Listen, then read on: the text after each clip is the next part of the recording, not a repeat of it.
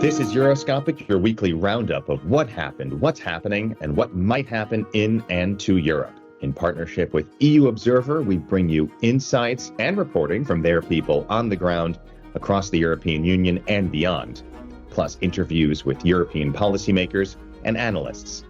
I'm William Glucroft, a journalist who writes Germany's Substack newsletter called The Schland. And I am Martin Gack, author of Inconclusive Thoughts. Today is Thursday, May 9th, 2024. Events may have changed by the time you hear this podcast, but there is a lot going on. We're going to get to it right away. And we also have interviews with Andre Wilkins, the director of the European Cultural Foundation based in Amsterdam, and Konstantina Maltepiotti. She's a journalist based in Greece, and she has an article about EU enlargement and funding it on EU Observer. More of that later. But first, Martin, where the hell are you?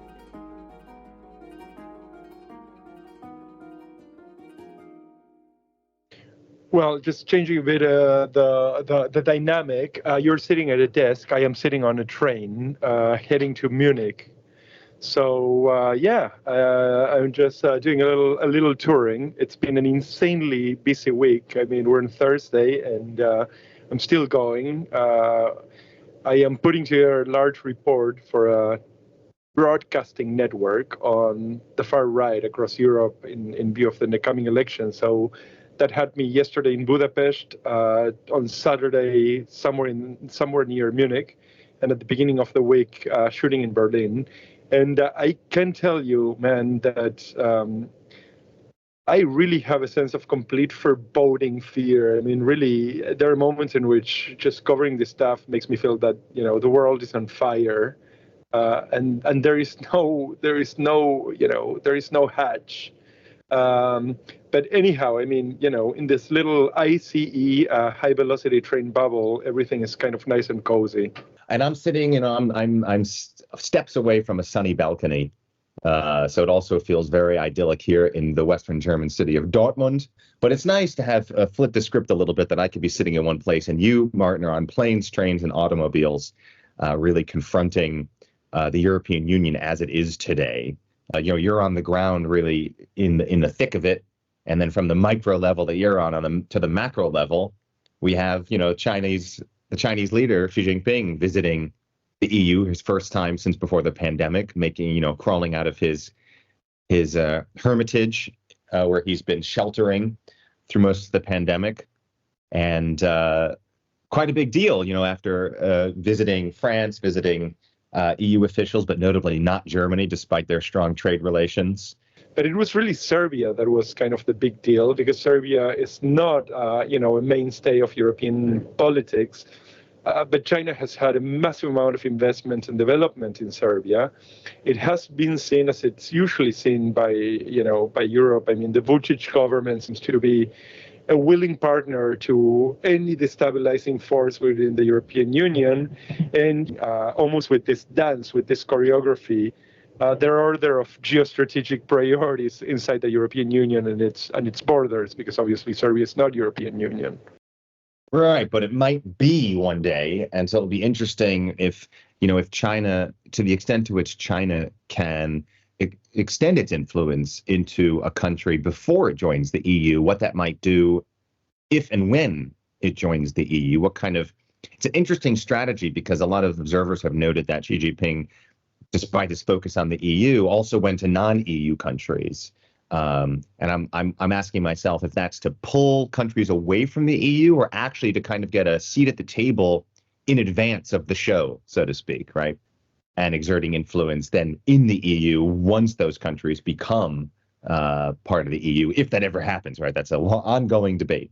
And then you would have actually, a Putin operator, perhaps more staunch of a Putin operator than, say, Orban, sitting inside the European Union, inside the Council, inside the Commission. And I don't think that at this point anybody wants that. The other issue is really that, the infrastructure itself and development within these countries means that the moment you bring something like Serbia into the European Union, a lot of the economic machine, infrastructural machine you're bringing in with him or with them is actually China. So I think that there are a lot of questions about, both economic and strategic liability that enlargement has to address. So that's a great segue to an interview that I had earlier this week with Konstantin Tomatopiotti, a journalist with Reporters United. And she has an article on EU Observer recently looking at exactly this question, enlargement. What does enlargement mean? How would that impact the European Union? And exactly how would the funds be reallocated? Because as you add more countries, specifically poorer countries, into the EU, that changes the financial calculus of how money goes from richer countries to poorer countries. Constantina, welcome to Euroscopic.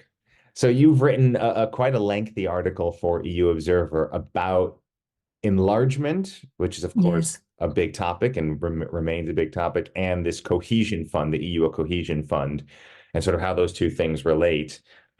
It's kind of the underpinning of the European Union, yet it has a very technical term, cohesion fund. It might not be very familiar to some of our listeners. So first, very basic and very quickly, can you just walk us through what is the EU Cohesion Fund? All right, yeah, the EU Cohesion Fund, it's actually not just one fund, because there is Cohesion Fund and there is Cohesion Policy, and there are more than one funds in Cohesion Policy. Cohesion Policy is 1/3 of the EU's budget. And the way the EU budget is constructed is there are net contributor countries and there are net recipient countries.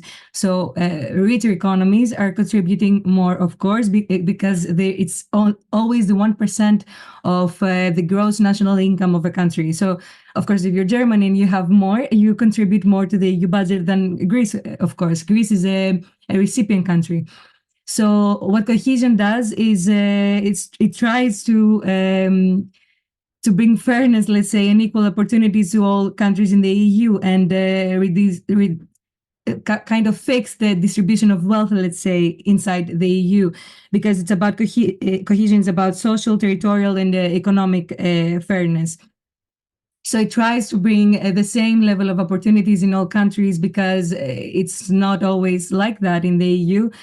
And we need the same level of development. So this is, I think, what cohesion does. It tries to bridge those gaps between the richer and the poorer states. Right, because obviously Greece is a very different situation than Germany. It's a very different situation than Italy and Poland, etc.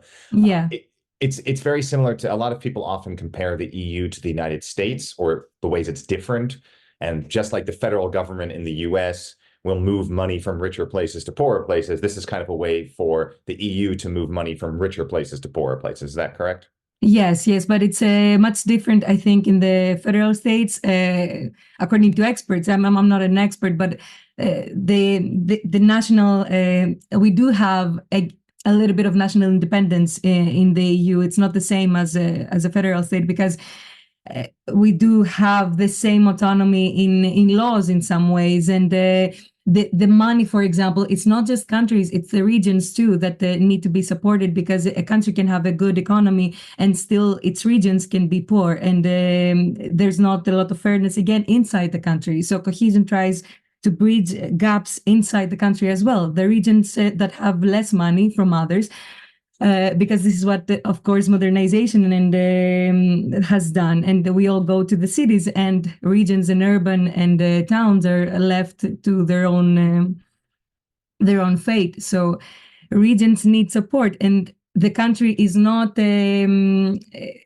cannot provide for everybody in the same way. It has its envelope that it's EU, it's the EU budget, and its country has its national envelope, but it needs to be an EU policy that can help the regions inside the countries as well. And this is not only its nation's, let's say, goal. It needs to be a European priority, not a national priority. So on the face of it, it seems like a great idea. I mean, rich people pay poor people, things are more equal, it's a way to ensure some fairness, to spread the wealth around. How well does the cohesion fund, or cohesion funds, as you say, do based on what you've researched, based on the people you've spoken to? How well does it do at achieving that goal of actually creating or spreading wealth? Well, It has been reported. There is a lot of research going on in this, even from Commission, because it's the European Commission that handles this. There are researchers from cohesion, and there are independent researchers that have done this, and they have shown that cohesion is working in terms of bridging gaps between regions and between countries. There is evidence for that, and there is evidence that the GDP is increasing in both net contributor countries and net recipient countries. But the thing is that there is an issue inside the regions, meaning an interregional disparity. This is because the funds are there, but they're a bit heavy to support for small businesses, for people that are not that qualified to work in the current environment. So there is an issue in reaching the poor people inside the regions. So that there needs to be a redistribution and make cohesion much more friendly, user friendly for small businesses, for people with different backgrounds, for different educational backgrounds, to be able to benefit from this cohesion and actually reach the poor people. Right. That's something I actually learned from reading your article that I thought was really interesting. I thought that the European Commission gets all this money from, rich countries like Germany, let's say, and then spreads the money around. But actually, the money is there, but then small organizations, small municipal governments have to then go get it. Is that correct? Yes, they have to apply for it. They have to apply for the funds. And the problem is not the access to the funds, it's that they cannot support it eventually. There's and I need to give the credit where it's due, because this is not my finding. This is a study that was conducted by 3 different educational centers, like the Jacques Delors Center and the University of Aarhus, I think, and. So the credit is not where it's due, but it's fine. I talked with the researcher that did this from Jacques Delors Center, Niels Redeker, and he said that the tenders are very competitive, and it's hard to succeed in those tenders, and the application process is very hard for these people and these small businesses to achieve. So the people that are benefiting are the higher educated and better paid employees, like I said. So the thing is that there needs to be a better planning, or let's say less bureaucracy. I'm not an expert on this, but cohesion needs to adjust on this. They cannot just leave it to everybody, because the competition is not fair.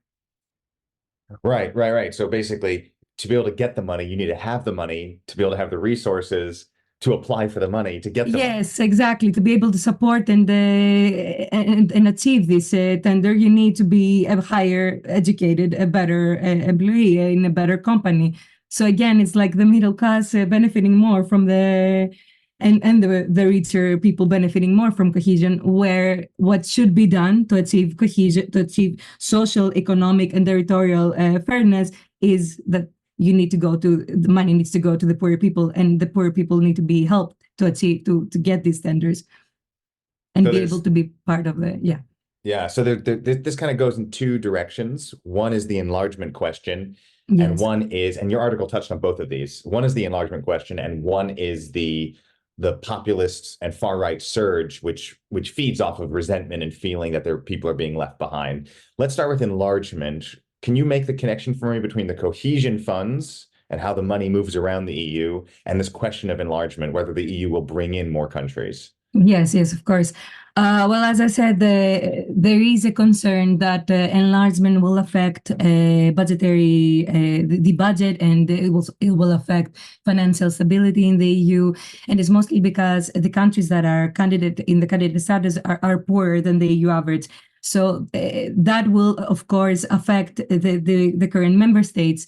But this is the thing, they make it seem like enlargement will cost money and will affect the EU budget, and it will, but it is an investment. What it will affect, it's the net recipients, the Central, Eastern, and Southern Europe that are getting money from the EU budget.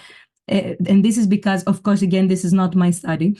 This is a study from CPMR, the Conference of Peripheral Maritime Regions, and its expert on cohesion and EU budget, Jorge Nunes Ferrer. That one good. So this study showed that if it's left like it is, the EU budget and cohesion policy is 1/3 of the EU budget, enlargement will not affect the EU budget, because this is the thing that it's such a bureaucratic marvel that it has its limits. Countries cannot get more and eventually become richer. There's a ceiling to its budget. So eventually countries that are benefiting now from the cohesion policy are becoming richer and therefore able to support themselves and have better levels of development, and then cannot get the same money as once they got.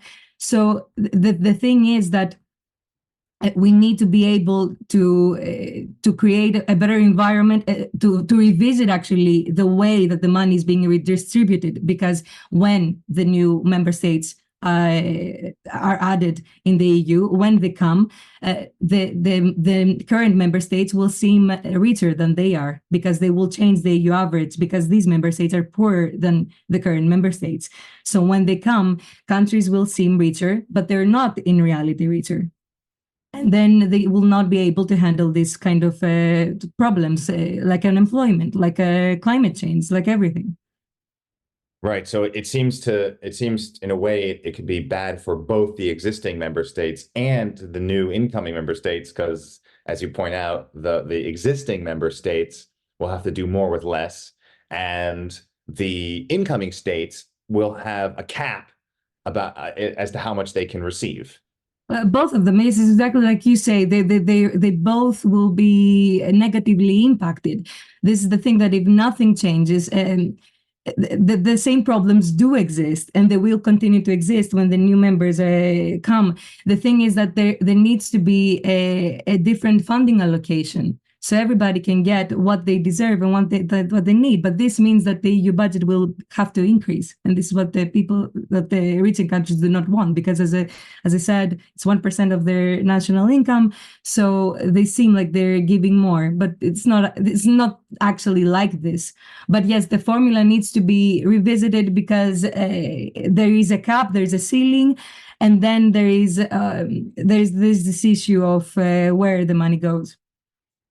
Right. And this comes at a time of great Euroscepticism. It comes at a time, as you say, people don't want to spend more money. Everybody loves getting money, but often to get money, you have to pay money. But this is very interesting, because before we go into the populist wave, I just want to say that there's the issue of the single market, that we saw the same thing in the 2004 enlargement, which was the biggest enlargement, with 10 countries joining the EU 20 years before today, like to the day. It was May 1st. And what we saw from this, now we can actually see what happened, because there's 20 years.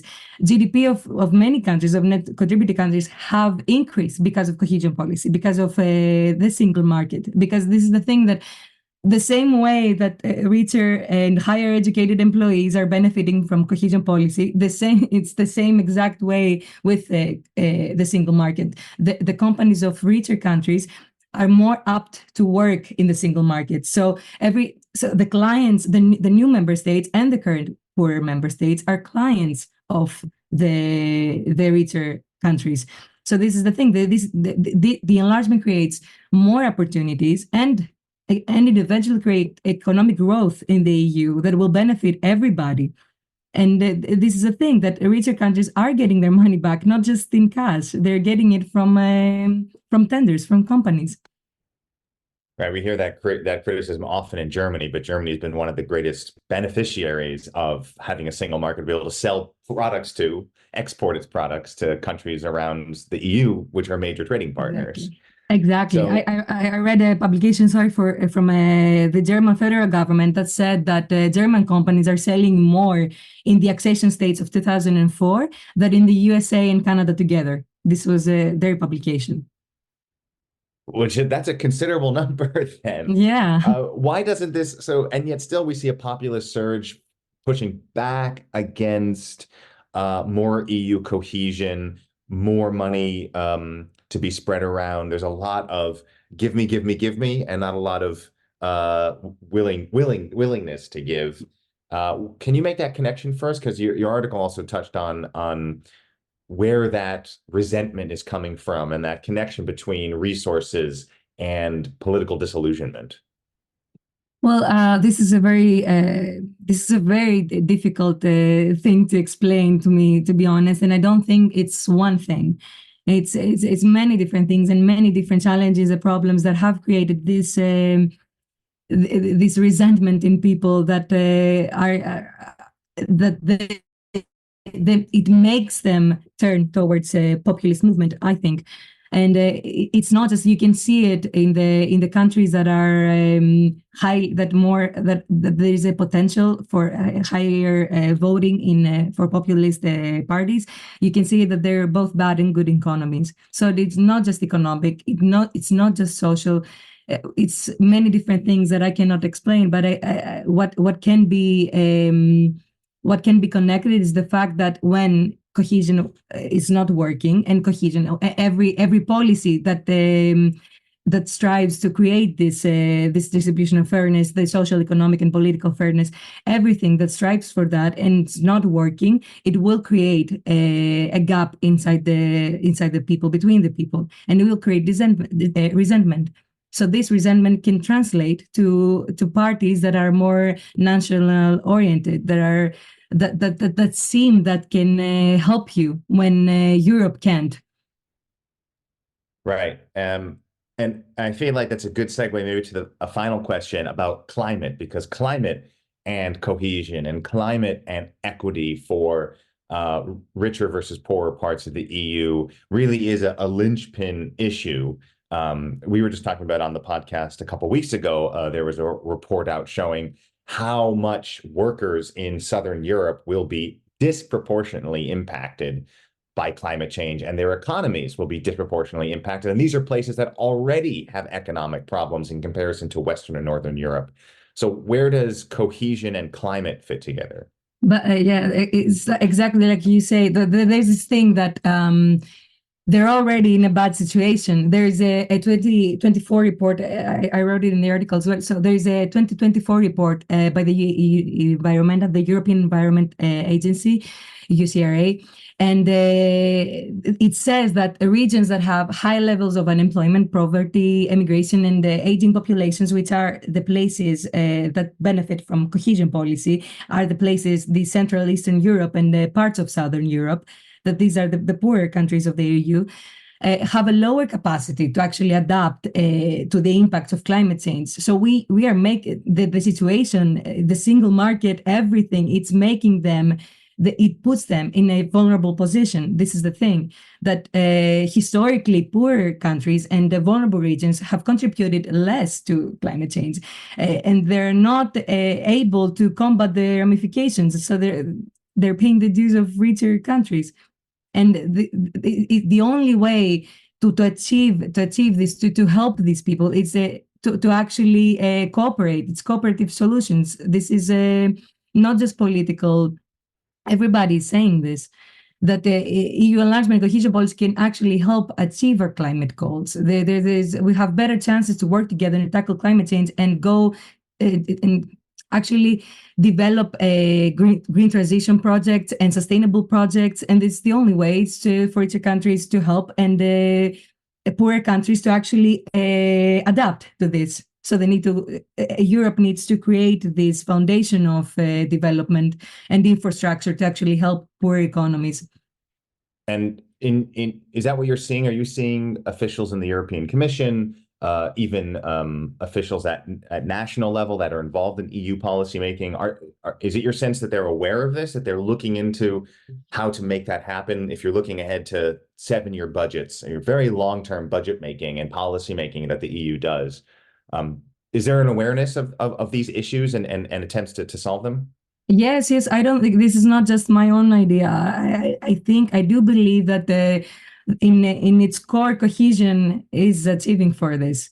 I mean, they know a big part of cohesion funds now, a big chunk of money, let's say, is going towards to green transition, to help create, to develop infrastructure, to help poor economies, because the thing that the economies that are mostly that have only one source of income. Let's say it's tourism, it's agriculture, it's a fishery, it's something like this. They're the more vulnerable ones, and they need money to create the projects, to adapt to climate change, to adapt to everything. So cohesion policy is aware of this, I think, but there's the issue of okay, what problem can we tackle first? Because we have the industrialization, we have now the geopolitical issues, of course, and we have now defense. We don't. Cohesion needs to be more focused, of course, because for me, climate change is something that needs our focus now, and cohesion policy needs to focus on that, because it will create gaps. It will create problems inside the regions, and then thus affect the way that Europe is constructed, the social and economic aspect of Europe, of course, and political, because again, if you're dissatisfied, if your crops are destroyed, if everything, if you're in a bad position, again, you will vote for somebody that seems to be helping you, that gives you what you want, and that Europe is not. So yes, of course, I think it's connected. Yeah. Only so much money, but many, many problems to go around. And Konstantina, we'd love to have you back sometime in the future when some of these issues are more clear. But until then, thank you. It was very interesting. Thank you for having me. So that was Konstantina Matapiotti. She's an investigative journalist based in Greece and part of the Reporters United network. It was really great to have her talking about EU enlargement. And, you know, it's a bit, it's a lot, really, to think about EU enlargement when there's so many problems already in the EU as it is. You know, we're just weeks away now from the European elections. And as you noted, Martin, at the top of the show, it's a scary time with the far right and populist parties seemingly ascendant and bringing with them a lot of violence, both in rhetoric and, as we're seeing now, actual physical forms. This is the scary thing coming out of especially Germany, where in the spate of, it seems like just a few days, a number of politicians, specifically Greens politicians, Social Democrat politicians, were all attacked by, you know, unknown or people still under investigation, but strong signals that these have far-right tendencies. Martin, this must dovetail quite nicely, shall we say, not nicely, of course, with a lot of what you're doing this week. Yes, it does. And yes, we have been asking about this kind of thing.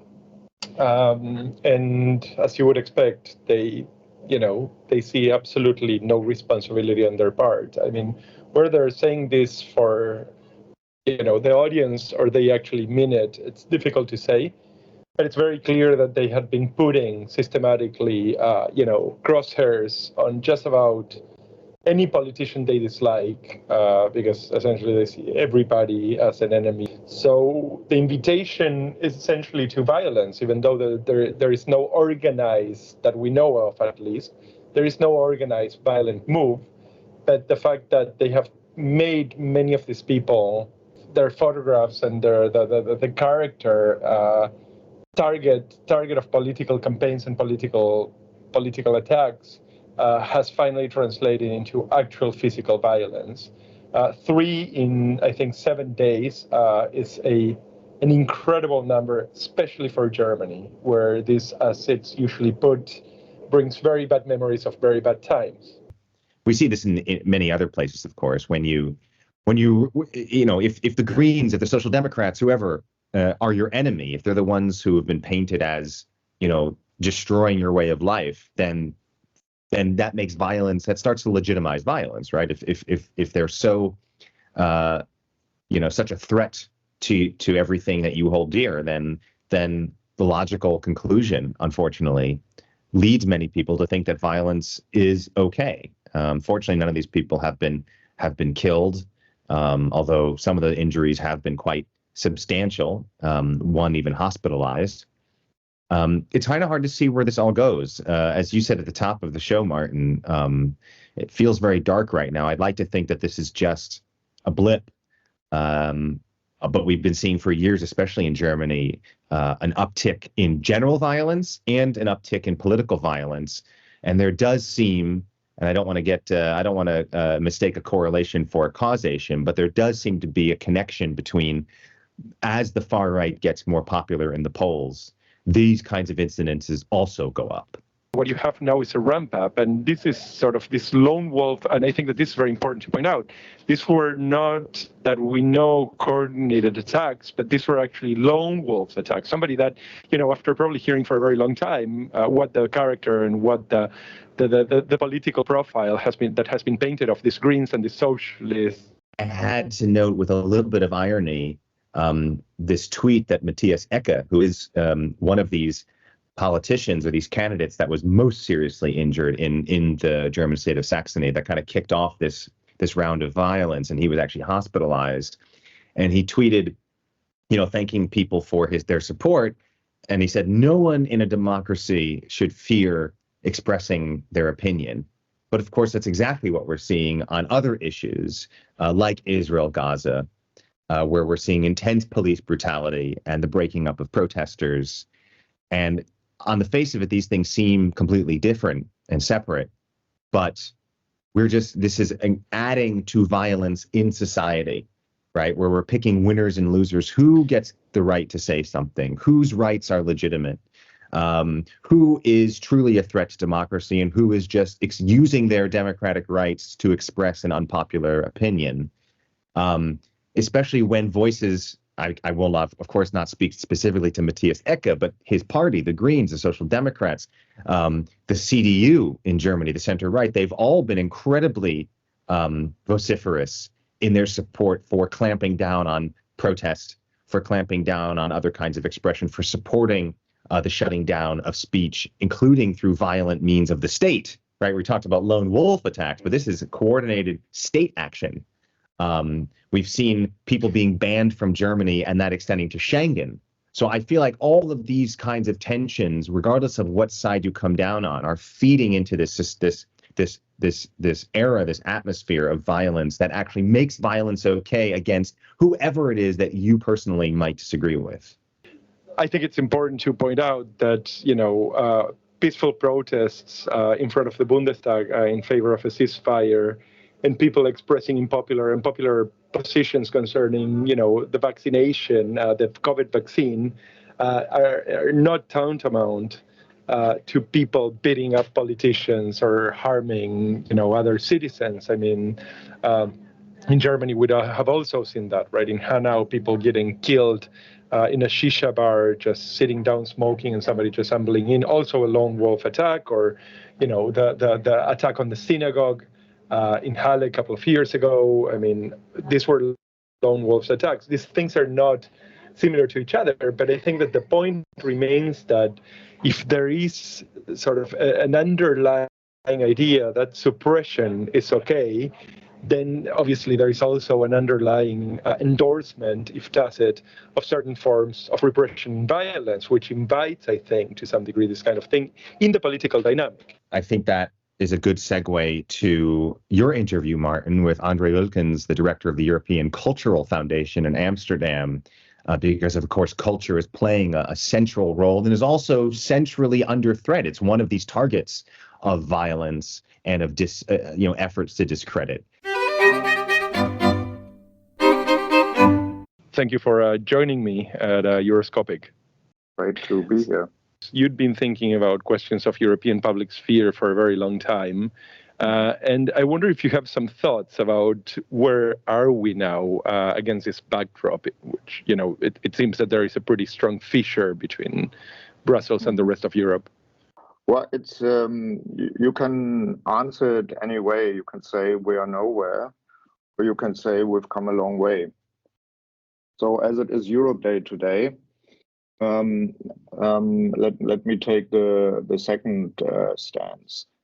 So let's say that the modern Europe, so the Europe after the Second World War, was creating institutions, the European Union, a central bank, other things, Eurovision, the Champions League, and so on. In a way, when you look at sort of state building, if you want, is relatively new, and to build a debate across a continent, let's say, as you have in the States, where you kind of have a kind of an American demos in a sense. You have a debate around the elections in the US, from small villages to big cities.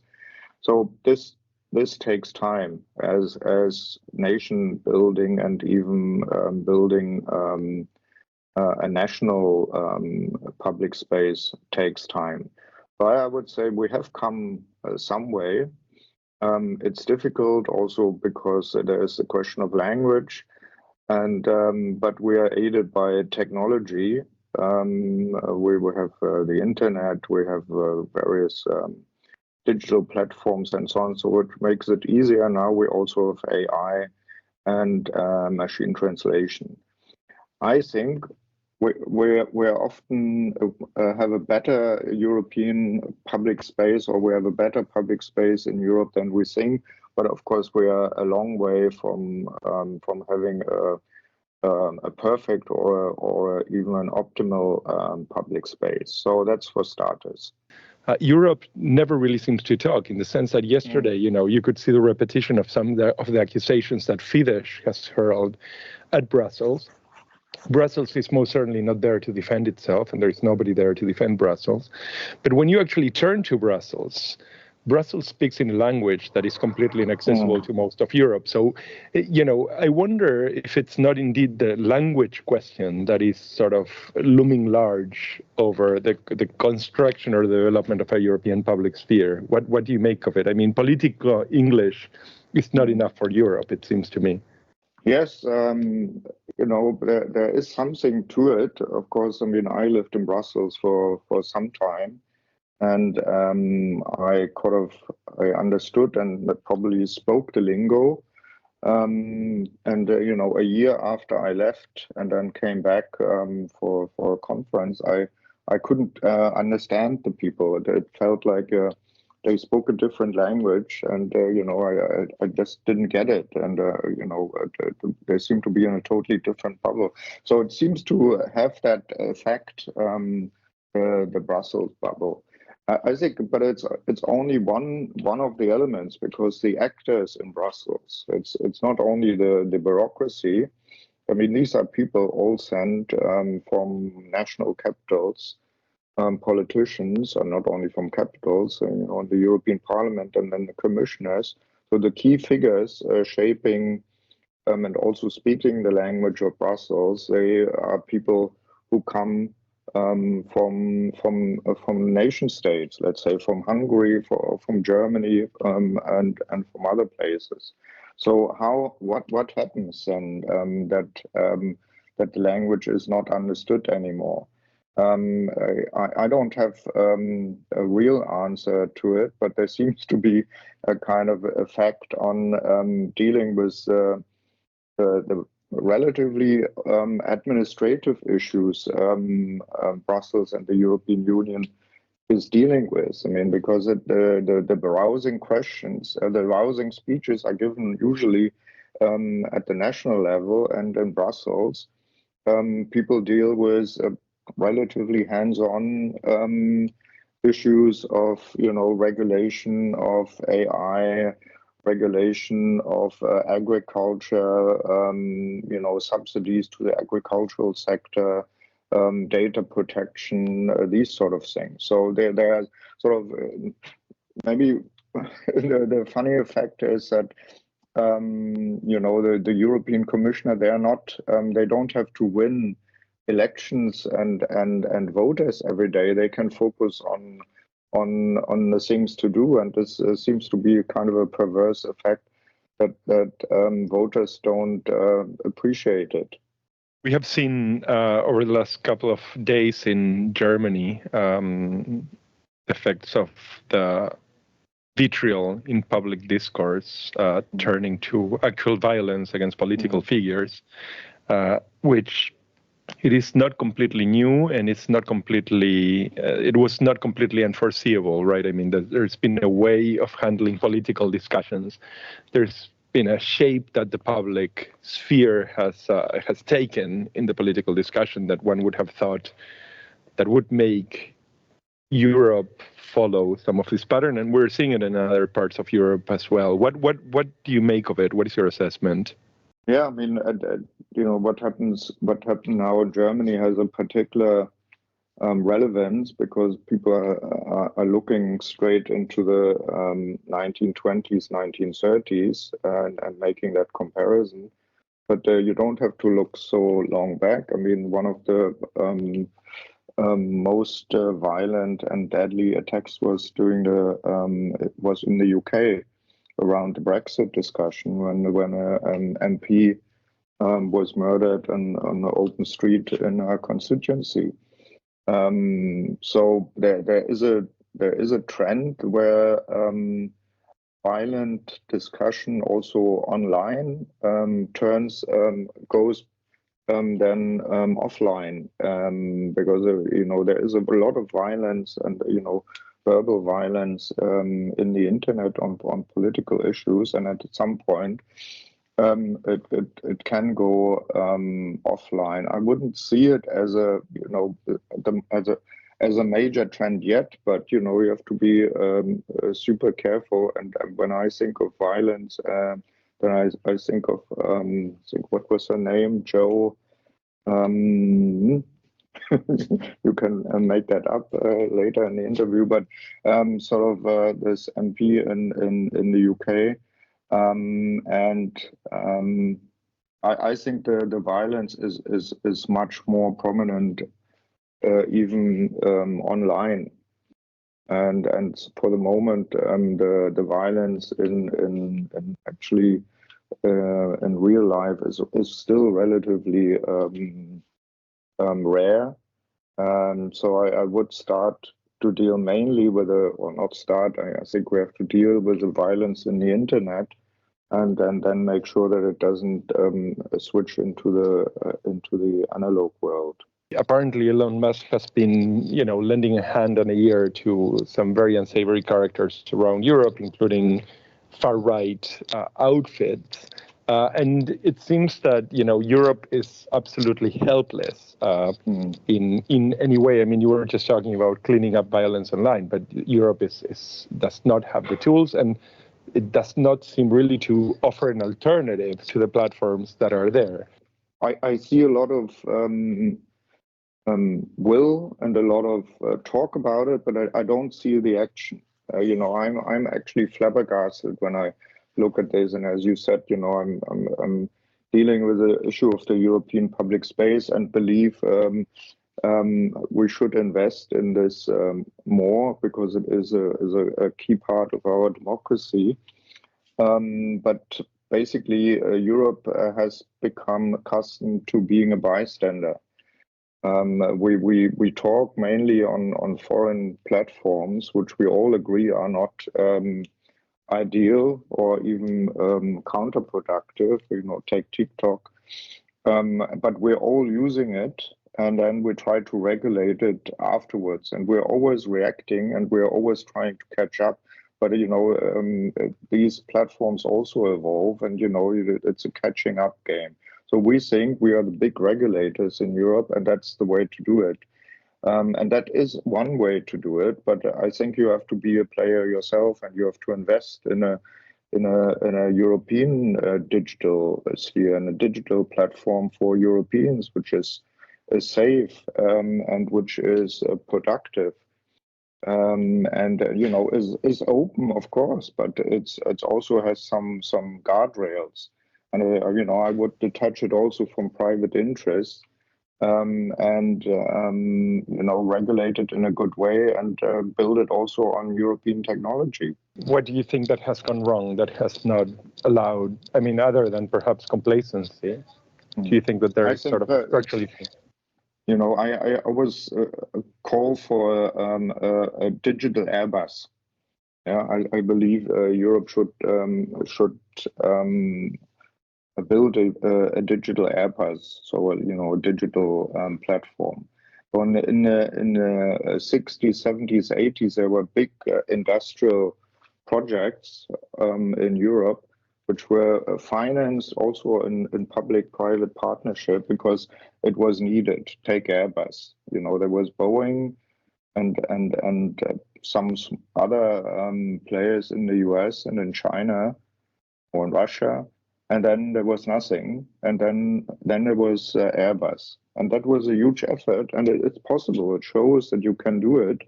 But we have, I think it was a trend of, letting the market run free and not stepping into the market because that was considered dirty.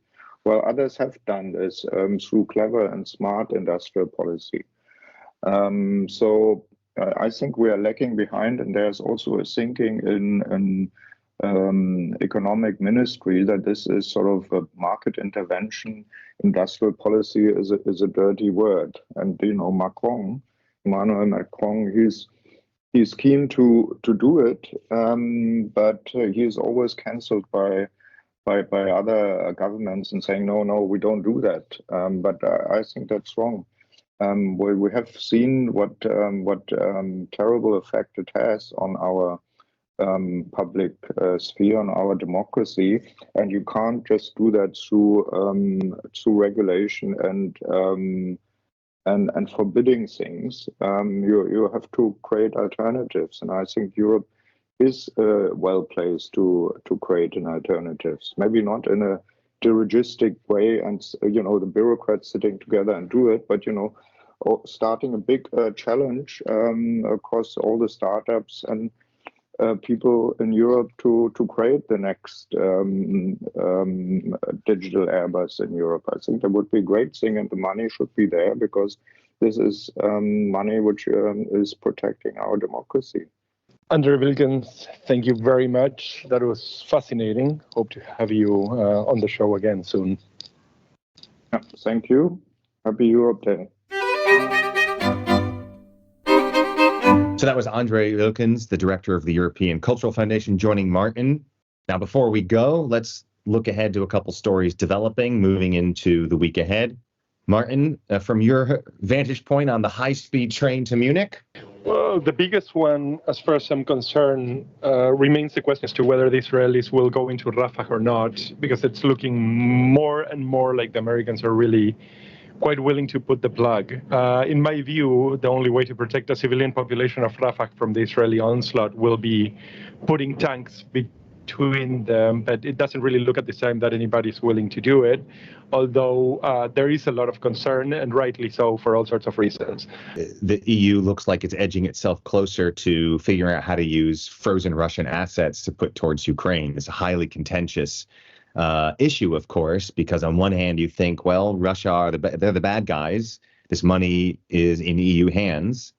It's been frozen due to doing a bad thing, fully invading Ukraine.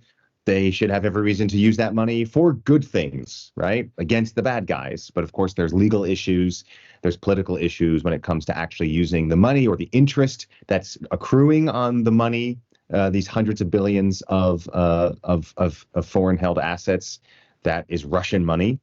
And of course, there's a lot of countries that are against it. Not all EU countries are officially in support of Ukraine. Some are neutral and have to or want to maintain that neutrality. And it's rather unprecedented to be able to seize and make use of these kinds of frozen assets. So how that's going to develop, and then actually, if they do in one way, shape, or another, how that money actually gets used, and if it has any impact on Ukraine's ability to defend itself and procure more weapons, or just shore up those increasingly tenuous front lines in eastern Ukraine. That is it for this week's Euroscopic, written by us, produced by us, and edited by me, William. You can catch us every week either at our Substack or on EUobserver.com. We'd love to hear from you, so be sure to subscribe and share your thoughts. Many thanks to our two great guests, that, of course, being Andre Wilkens, the director of the European Cultural Foundation in Amsterdam, and Konstantina Matapiotti, a journalist based in Greece. We will catch you here next week. We look forward to it. I hope you do too. And Martin, we'll see what kind of train you're on, plane, hot air balloon, or whatever. I will call you from my flying dragon.